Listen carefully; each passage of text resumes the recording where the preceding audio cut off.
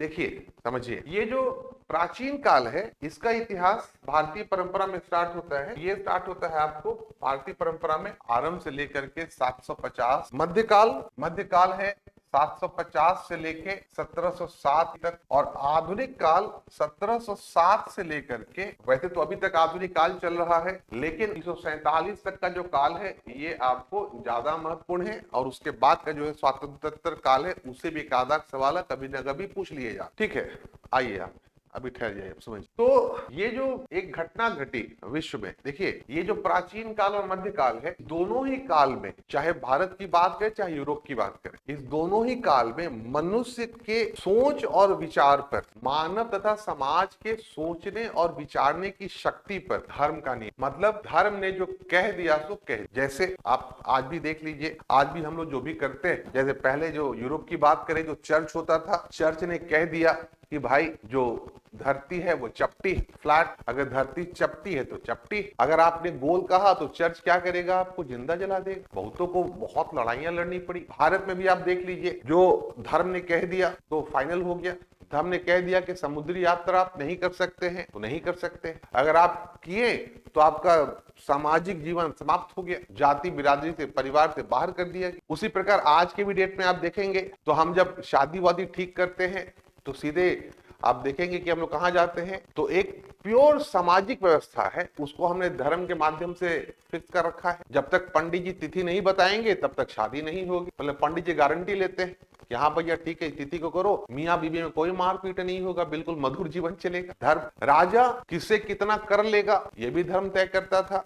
वैदिक काल में वैदिक ग्रंथों में कहा गया राजा को कि राजा तुम षडभागी हो। षडभागी मतलब छठे भाग के स्वामी हो, मतलब तुम्हें किसानों से उसके उपज का 1/6 हिस्सा लेना है, छठा हिस्सा लेना। उसी प्रकार इस्लाम में कह दिया गया कि राजा तुम्हें तिहाई हिस्सा लेना है शरीयत के अनुसार। तो कोई भी किसको क्या दंड देना है धर्म तय करता था। आप ब्राह्मण हैं, हत्या कर दिया, कोई बात नहीं, पश्चाताप करिए। आप शूद्र हैं, चोरी किया, पहले तो हाथ काटो इनका जरा सा, फिर आगे की बात करेंगे। अछूतों की जीवन, इतने तमाम तरह के निरुगताएं धार्मिक आधार पर लादी गई थी महिलाओं के जीवन पे, कि पूरे समाज पर जो सत्ता है, धर्म की सत्ता, उसका कठोर, आप अपनी तरफ से नहीं सोच सकते। धर्म ने कह दिया मतलब कह दिया। जॉम्बी समझते हैं आप लोग?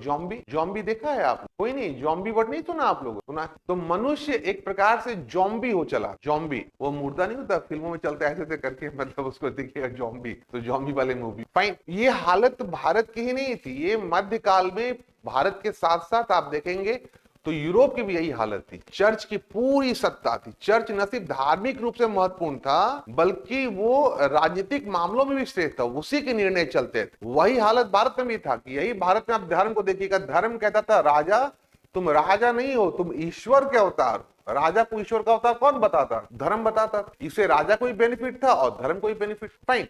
और समाज जो है बेचारा आंख बंद, कान बंद, मुंह बंद, कुछ नहीं, बस जॉम्बी की तरह चलते। तो ये व्यवस्था थी प्राचीन काल और मध्यकाल। फाइन। फिर एक घटना घटी 1453 में, आप लोगों ने सुना होगा, ये लिखते चलिएगा आप लोग। फाइन, ये सब टाइमिंग लिखते चलिएगा, ठीक है। फिर एक घटना घटी वैश्विक स्तर पर 1453 में। 1453 कौन सी घटना घटी 1453 में? तो बताएगा। 1453 में घटना घटी जो कहते हैं पुनर्जागरण। पुनर्जागरण, ठीक है। क्यों हुआ पुनर्जागरण ये भी समझिए। तो देखिए, थोड़ा सा समझिए पुनर्जागरण के पीछे के कारण। ये भारत है, ये पूरा जो वर्ल्ड है, इसको आप पूर्वी जगत मान लीजिए। पूर्वी जगत, भारत, चाइना, दक्षिण पूर्वी एशिया, ठीक है।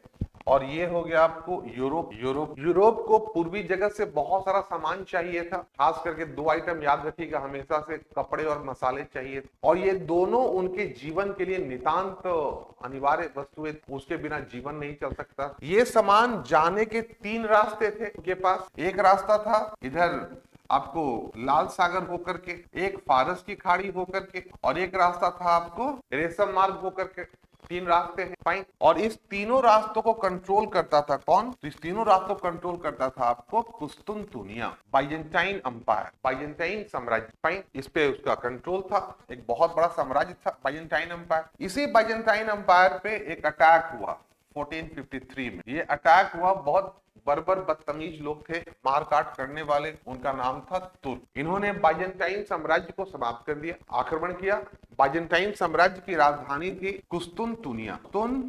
जब इस पर तुर्कों का आक्रमण हुआ तो कुस्तुनतुनिया के जो विद्वान थे, जो वहां के विद्वान थे, देखिए दो घटनाएं घटी, ठीक है, आप नोट कर सकते हैं। 1453 में लिखिए, बाइजेंटाइन साम्राज्य की राजधानी कुस्तुनतुनिया पर मध्य एशिया के बर्बर समुदाय के आक्रमण की वजह से वैश्विक इतिहास में कुछ महत्वपूर्ण घटनाएं घटी। पहला क्या हुआ, ये जो व्यापारिक मार्ग थे, पारंपरिक व्यापारिक मार्ग, ये क्या हो गए, बंद। पारंपरिक व्यापारिक मार्ग अवरुद्ध हो गए, जिससे यूरोप तक पहुंचने वाले पूर्वी जगत की वस्तुओं का आगमन अवरुद्ध हो गया। इसने एक स्वतंत्र मार्ग के खोजों को प्रोत्साहित किया। परिणाम स्वरूप भौगोलिक खोजों का दौर आरंभ हुआ, भौगोलिक खोजों को प्रोत्साहन मिला, जिस क्रम में 3 घटनाएं महत्वपूर्ण हैं। मैं डेट लिख रहा हूं, देखो आप पे कोई बताता है। एक घटना है 1488 की, दूसरी घटना है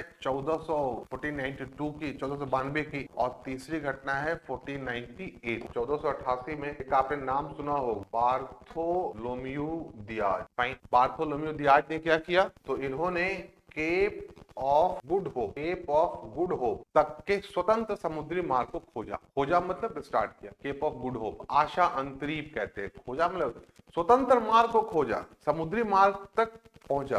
मार्ग बुलाया थोड़ा ही था कि खोज के निकाला, लेकिन पहली बार समुद्री मार्ग तक पहुंचा बार्थोलोम्यू दियाज, ठीक है। 1492 आपको पता ही है, कोलंबस, ये किधर पहुंचा, तो ये पहुंचा वेस्ट इंडीज की तरफ पहुंचा, इंडीज द्वीप समूह पहुंचा, स्वतंत्र रास्ता बिल्कुल। और 1498 तो आप सबको पता है, तो कुछ कहने की बात ही नहीं है। 1498 में क्या हुआ, 1498 में Vasco D gamma, Bharat, Calicut. Fine, Bharat में बहुत बढ़िया विकास हो रहा था, ऐसा नहीं था विकास नहीं था, लेकिन इसने एक नया मार्ग खोजा। और ऐसा भी नहीं था कि यूरोप से भारत का संपर्क नहीं था, बहुत पुराना संपर्क था, बहुत पुराना। इस सबके पहले हमारे यहाँ यूरोपियन बहू आ चुकी थी। कोई बता सकता है कि हमारे यहाँ पहली, मतलब जानकारी के अनुसार पहली यूरोपियन बहू कौन थी, बताएं। देखें, बहुत सारे लोग जानते हैं पहली यूरोपियन बहू, हाँ देख तुरंत वीरेंद्र जी ने, हाँ हेलेना।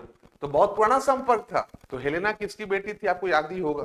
चलिए, तो ये हुआ पहला पॉइंट। दूसरा पॉइंट ये तो हो गया कि व्यापारिक मार्ग अवरुद्ध हो गए, इससे क्या हो गया, ये सारी घटनाएं घटी। दूसरा पॉइंट, तुर्कों की आक्रमण की वजह से कुस्तुनतुनिया के विद्वान पश्चिम की ओर भागे और उन्हें यूनान तथा इटली, मूलतः कहां पर, इटली, शरण प्राप्त हुआ। मध्यकालीन नहीं, प्राचीन यूनानी रोमन सभ्यता से प्रभावित होकर उन्होंने पुनर्जागरण की घटना को अंजाम दिया। देखिए, पुनर्जागरण का जो है ये तो हो गया। पुनर्जागरण का अर्थ भी समझ ले, है क्या पुनर्जागरण। तो पुनर्जागरण का जो अर्थ बड़ा सरल है कि इस परिघटना के अनुसार हम ये मानते हैं कि प्राचीन काल की दशाएं काफी अच्छी थी, वैचारिक और तमाम इस प्रकार की जो है परंपराओं के आधार पे।